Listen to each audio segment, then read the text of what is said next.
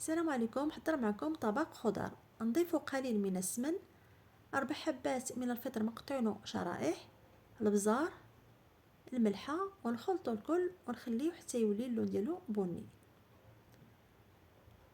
ومن بعد نضيفو 6 حبات من القرعة خضراء، 100 غرام من القرعة خضراء، 100 غرام من القرعة الحمراء، حبة واحدة من الدنجال، ونخلطو الكل ونغطيو الخضر مدة دقيقتين. ومن بعد دقيقتين نضيفو حبة واحدة من الطماطم نقشروها ونحيدو لها الزرع ونقطعو مكعبات، و150 غرام مكعبات لحم بقري مطبوخ، ونخلطو الكل ونخليه مدة دقيقة. ومن بعد دقيقة نقدموه تبصيل التقديم ونزينوه بالمعدنوس مفروم والزيت البلدية، ونقدموه بالصحة والراحة.